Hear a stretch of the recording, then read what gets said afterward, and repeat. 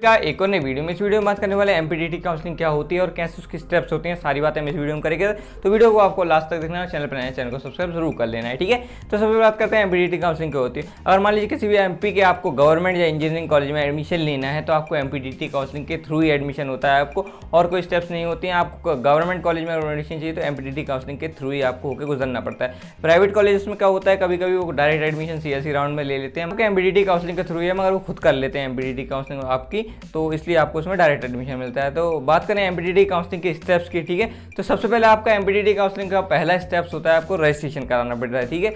तो अभी आपका जब जेई का सेकंड राउंड का रिजल्ट आ जाएगा उसके बाद आपको कुछ टाइम बाद एमपीटीटी आपका एक नोटिस जारी करेगा जिसमें आपको पूरा शेड्यूल जारी करेगा, ठीक है। एक ही पूरे टाइम टेबल जारी कर देगा, उसमें आपको पूरी डेट्स दे देगा वो किस दिन आपका रजिस्ट्रेशन होगा, इस दिन आपको चॉइस फिलिंग करनी है और सारी स्टेप्स आपको विद एडमिशन तक आपको किस दिन एडमिशन लेना है वो सब बातें आपको उसमें बता दी जाएंगी, ठीक है। तो स्टेप का पहला स्टेप्स होता है आपका रजिस्ट्रेशन, ठीक है। रजिस्ट्रेशन आपको कराना पड़ता है एमपीटीटी के ऑफिशियल साइट्स पे, ठीक है। इसका कोई चार्ज नहीं होता है आपका, आप सीधा रजिस्ट्रेशन कराते हैं आपके जेई स्कोर कार्ड पे बेस पे। तो मैं पहले बता दूं कि आपका जो फर्स्ट राउंड होता है वो जेई बेसिस पे होता है, तो उसमें सिर्फ जेई वाले बच्चे पार्टिसिपेट कर पाते हैं, 12th वाले बच्चे पार्टिसिपेट नहीं कर सकते हैं। जब आपका सेकंड राउंड होता है उसमें जेई वाले और सेकंड वाले दोनों कर सकते हैं, ठीक है। थर्ड राउंड को सीएससी राउंड रहता है जिसमें कि आपको डायरेक्ट कॉलेज में जाकर एडमिशन लेना होता है, ठीक है। तो हम पहले राउंड की बात करते हैं। पहले राउंड में सबसे पहले होता है आपका रजिस्ट्रेशन, ठीक है।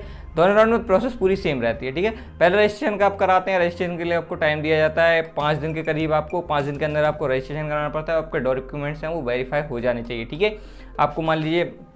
आपको मान लो 25 से 30 का टाइम दिया है, 25 से 30 जुलाई दे दी मान लो तारीख आपको, तो आपको उस तारीख के बीच में आपको रजिस्ट्रेशन कराना पड़ेगा। तो उसके अंदर आपको वेरिफिकेशन होना चाहिए, ठीक है। 48 घंटे तक लग जाते हैं आपको डॉक्यूमेंट वेरिफिकेशन में, क्योंकि लास्ट टाइम बहुत सारे बच्चे इसी में डाउट था कि उनका डॉक्यूमेंट वेरिफिकेशन पेंडिंग लिखा आ रहा है, उससे कोई प्रोसेस में प्रॉब्लम तो नहीं है, पर ये टाइम आपका लगता है, ठीक है। ये वाला टाइम आपको देना पड़ता है। इसके बाद आपका सेकंड स्टेप होता है आपको चॉइस फिलिंग करनी होती है, ठीक है। आप अपनी प्रेफरेंस के हिसाब से आपको 10 से लेकर मिनिमम 10 कॉलेज और मैक्सिमम 50 कॉलेज को फिल करते हैं, ठीक है।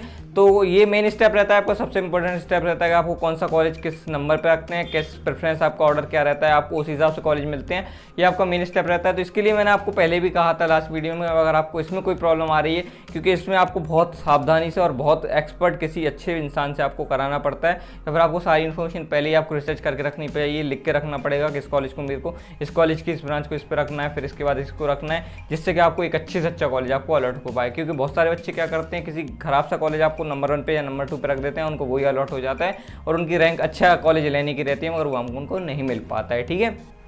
तो ये सब रहता है, ठीक है। इसके बाद हम बात करते हैं अगले स्टेप्स की। तो अगले स्टेप में आपको, ठीक है, आप चॉइस लिंक को लॉक करते हैं और आपको एक फीस पे करनी होती है, 1530 रुपये आपकी फीस रहती है काउंसलिंग फीस एमपीटीटी की, वो आपको पे करनी होती है और आपकी काउंसलिंग लॉक हो जाती है, ठीक है। इसके बाद कुछ टाइम बाद आपका आता है रिजल्ट, ठीक है। आपका फर्स्ट राउंड का रिजल्ट आता है जिसमें आपको कॉलेज अलॉट होता है और आपको अलॉटमेंट लेटर मिलता है, ठीक है। आप अलॉटमेंट, अगर आपको कॉलेज मिलता है और आपको कॉलेज चाहिए तो आप क्या करते हैं, उसके लिए आप कॉलेज का अलॉटमेंट लेटर प्रिंट करते हैं, उस कॉलेज में जाके आप एडमिशन ले लेते हैं, ठीक है। उसमें आपके कुछ डॉक्यूमेंट होते हैं, उसकी वीडियो में आपको बता दूंगा कि आपको एडमिशन के टाइम पे कौन कौन से डॉक्यूमेंट ले जाने होते हैं, ठीक है। मान लीजिए अगर आप उस कॉलेज पसंद नहीं आता है, आपको कॉलेज नहीं चाहिए और आपको हो सकता है कि उम्मीद है कि कोई अच्छा कॉलेज से अच्छा मिल जाएगा, ठीक है, तो आप उसके बाद जाते हैं अपग्रेड राउंड में, ठीक है। तो अपग्रेड राउंड में जाते हैं, ठीक है। अपग्रेड को चूज करते हैं, उसके लिए आपको 1000 रुपीज़ देने पड़ते हैं, 1000 रुपये आपकी उसकी फीस रहती है। अब वो फीस पे करते हैं और आपकी जो चॉइस फिलिंग की जो आपको लिस्ट पहले से थी, या उसको मैं कुछ एडिट करके या फिर उसको लॉक करके आपके फिर से आपको अपग्रेड का रिजल्ट आता है, ठीक है। अब आपका कुछ टाइम इसमें भी लगता है, 10 दिन के करीब आपका इस प्रोसेस में टाइम लगता है।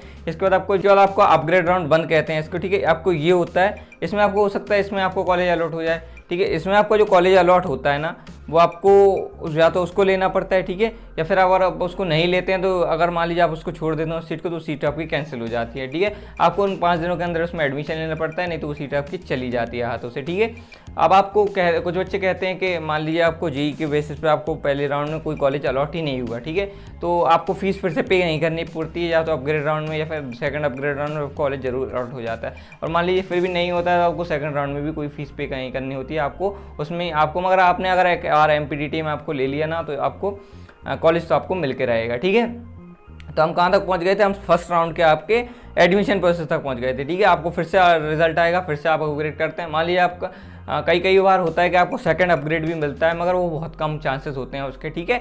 इसके बाद ऐसा इसमें कोई इंटरनल ब्रांच चेंज का अभी आपका 1 दिन का ऑप्शन रहता है कि आपको मान लीजिए उसी राउंड में इंटरनल ब्रांच चेंज अगर आपकी हो जाती है तो ठीक है, ठीक है। ये आपकी पूरी प्रोसेस रहती है एमपीटीटी काउंसलिंग में आपको, कि आपका एडमिशन सब तक लेके, ठीक है। तो पहला आपका रजिस्ट्रेशन हो गया, ठीक है। दूसरा आपका चॉइस फिलिंग हो गया। तीसरा आपका फीस पेमेंट हो गया, ठीक है, जो आपकी काउंसलिंग फ़ी आपकी वो पे करते हैं, ठीक है। इसके बाद आप चौथे स्टेप्स में आप क्या करते हैं कि कॉलेज जाकर एडमिशन लेते हैं या फिर आप अपग्रेड राउंड में जाते हैं, ठीक है।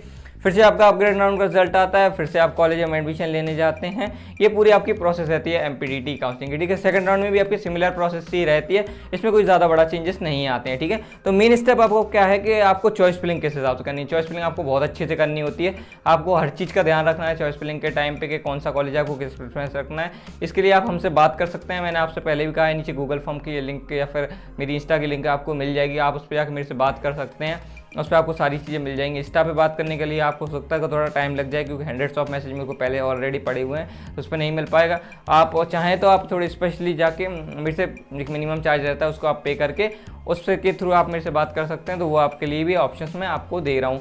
मान लीजिए अभी नहीं तो कुछ टाइम बाद इस वीडियो में वो चीज़ मैं आपको अपडेट कर दूंगा, ठीक है। आपकी काउंसलिंग स्टार्ट हो सकती है आपकी जून जुलाई में आपकी काउंसलिंग होगी, क्योंकि वही टाइम रहता है एमपीटीटी में काउंसलिंग का, और हर बार थोड़ा बहुत लेट हो जाता है कि अगस्त के टाइम तक आपके एडमिशन के टाइम तक आपके कॉलेज स्टार्ट हो जाएंगे, इतना पूरे चांसेस आपके रहेंगे, ठीक है। क्योंकि फिर आपका जो सेमेस्टर्स हैं वो सारे लेट हो जाते हैं ना, एमपीटीटी ऐसा नहीं करेगा। तो ये पूरी एमपीटीटी की प्रोसेस थी। अगर आप डायरेक्ट एडमिशन किसी कॉलेज में लेते हो वो आपका सीएससी राउंड में एडमिशन होता है, मतलब डायरेक्ट कॉलेज में आप एडमिशन लेते हैं, मगर आपको उसके लिए रजिस्ट्रेशन एमपीटीटी में कराना पड़ता है। क्योंकि आपकी मान लीजिए किसी कॉलेज में आप अभी जाएँ और किसी प्राइवेट कॉलेज जाएँ तो वो लोग आपसे कहेंगे कि अभी रजिस्ट्रेशन करा लीजिए, हमारी सीट भरती जा रही है, सीट फिल होती जा रही हैं, और पैसे लेते हैं ना, वो आपको काउंसलिंग फीस ही लेते हैं, ठीक है। वो आपकी काउंसलिंग करने के वो पैसे लेते हैं आपसे, और वो आपको पैसे वापस भी नहीं देते हैं। तो आपको रजिस्ट्रेशन के लिए 5,000 रुपये नहीं देने हैं, आपको रजिस्ट्रेशन के लिए ज़्यादा से ज़्यादा 2,000 रुपये और 1,500 रुपये, 1530 1530 रुपये ही दो। अगर किसी को आप मान लो किसी से करा रहे हो काउंसलिंग, क्योंकि वो मैंने बहुत से बच्चों को सुना है जो 1,000 10,000 रुपये तक रजिस्ट्रेशन के टाइम पे दे देते हैं और उन पैसा उनको वापस नहीं मिलता है। तो ऐसी चीज़ों से आप बच सकते हैं अगर आप इन सब चीज़ों का ध्यान रखते हैं। चलिए इस वीडियो लेते रखते हैं, मिलते हैं ऐसी किसी वीडियो में किसी नए टॉपिक के साथ। और मैंने लास्ट ईयर भी काउंसलिंग प्रोसेस पे बहुत सारी वीडियोस बनाई थी, वो सारे प्लेलिस्ट आपकी यूट्यूब चैनल पर डली हुई, तो वो जाके आप जरूर देख लें, जिससे आपके साथ बहुत सारे डाउट क्लियर हो जाएंगे। तो चलिए मिलते हैं किसी दूसरी वीडियो में।